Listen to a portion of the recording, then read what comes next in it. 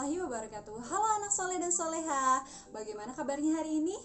Alhamdulillah, semoga tetap sehat dan selalu bahagia ya.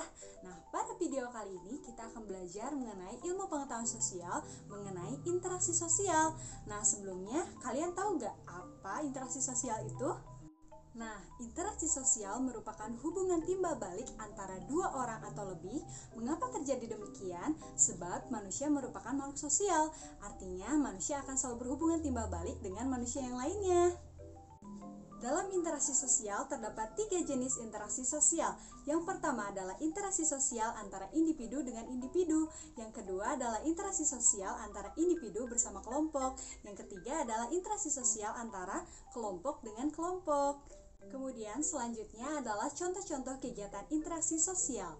Yang pertama, contoh interaksi sosial dapat terjadi individu dengan individu. Misalkan kegiatan tawar-menawar antara penjual dan pembeli. Kemudian ada dokter yang sedang mengobati pasiennya.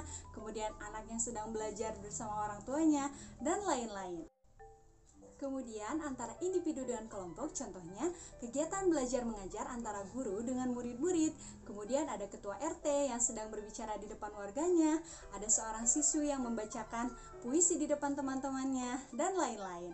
Dan yang terakhir adalah interaksi sosial yang terjadi antara kelompok dengan kelompok. Contoh kegiatannya adalah kelompok PMR dan kelompok pramuka sedang bekerja sama untuk menolong korban bencana. Kemudian ada permainan tarik tambang antar kelompok, kemudian ada perlombaan yang dilaksanakan antar kelompok, dan sebagainya. Nah, hubungan interaksi sosial dapat kita temukan dengan mudah di dalam masyarakat. Hubungan interaksi sosial bisa terjadi spontan dan ada juga yang direncanakan. Misalkan kegiatan transaksi jual beli, musyawarah desa, kerja bakti, olahraga bersama, proses belajar mengajar, dan tolong menolong. Nah, coba perhatikan gambar di samping ini. Interaksi sosial apa yang ada pada gambar tersebut? Nah, gambar tersebut merupakan adanya interaksi manusia dengan alam atau dengan lingkungannya. Interaksi manusia dengan lingkungannya yang terbentuk secara alami seperti pada gunung, pantai, rawa, dan sebagainya.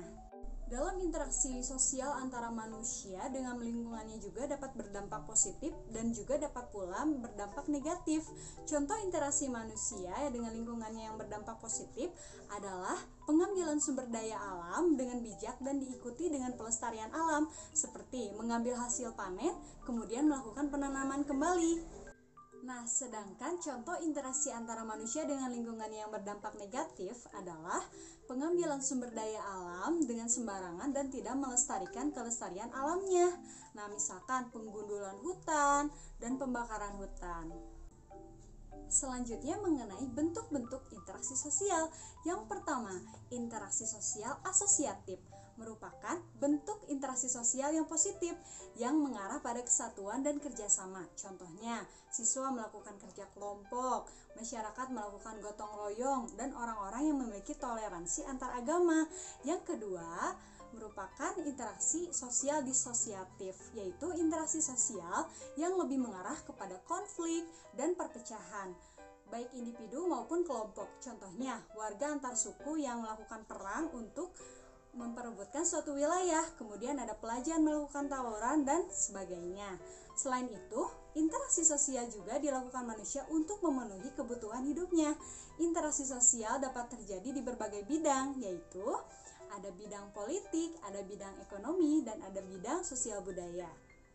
Dalam bidang ekonomi, interaksi sosial yang dilakukan dalam rangka pemenuhan berbagai kebutuhan manusia, baik kebutuhan pangan, sandang, papan, dan lain-lain. Kemudian ada bidang politik, interaksi sosial yang dilakukan dalam lingkup anggota partai politik dan juga anggota parlemen.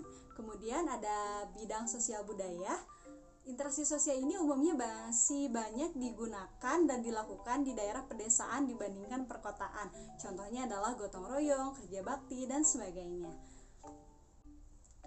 Wah, ternyata sangat beragam dan banyak sekali ya pembahasan mengenai interaksi sosial yang terjadi di lingkungan kita. Namun kita akan melanjutkannya lagi di kesempatan lain. Wassalamualaikum warahmatullahi wabarakatuh. Sampai jumpa.